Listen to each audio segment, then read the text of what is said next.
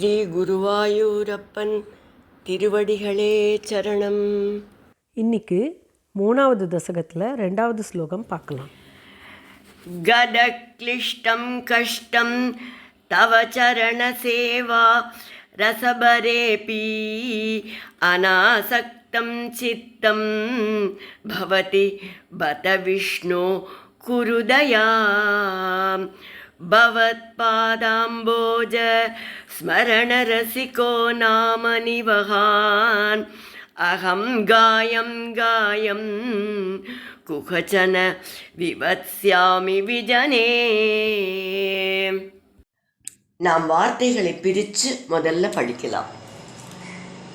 கதக்லிஷ்டம் கஷ்டம் கதக்லிஷ்டம் கஷ்டம் தவ சரண சேவாரச பரேபி தவ சரண சேவாரச பரேபி அநாசக்தம் சித்தம் அநாசக்தம் சித்தம் பவதி பத விஷ்ணு பவதி பத விஷ்ணு குருதயாம் குருதயாம் பவத் பாதாம் போஜ பவத் பாதாம் போஜ ஸ்மரண ரசிகோ நாம நிவகான் ஸ்மரண ரசிகோ நாம நிவகான் அகம் காயம் காயம் அகம் காயம் காயம் குஹச்சன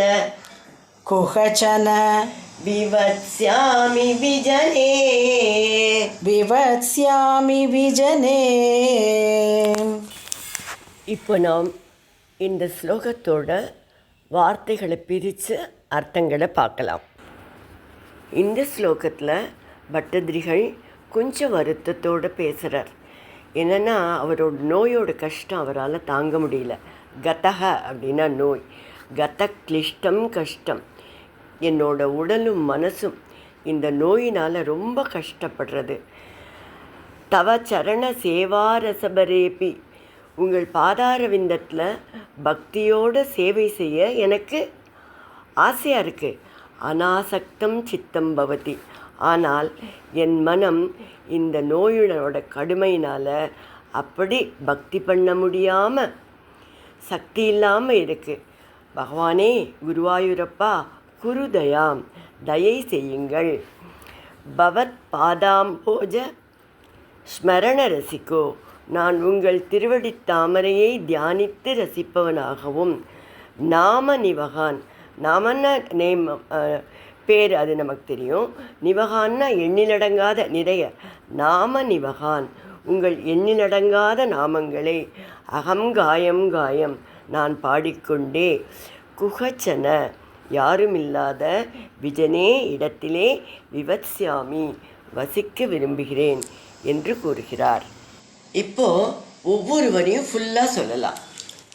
கதக்லிஷ்டம் கஷ்டம் தவ சரண சேவாரச பரேபி கதக்லிஷ்டம் கஷ்டம் தவ சரண சேவாரச பரேபி அநாசக்தம் சித்தம் பவதி பத விஷ்ணு குருதயாம் அநாசக்தம் சித்தம் பவதி பத விஷ்ணு குருதயாம் பவத் பாதாம் போஜ ஸ்மரண ரசிகோ நாம நிவகான் பவத் பாதாம் போஜ ஸ்மரண ரசிகோ நாம நிவகான் அகம் காயம் காயம் குஹச்சன விவத்ஸ்யாமி விஜனே.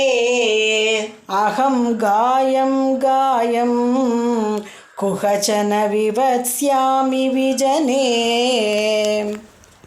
இப்போ நம்ம இந்த ஸ்லோகத்தோட முழு அர்த்தத்தையும் பார்க்கலாம்.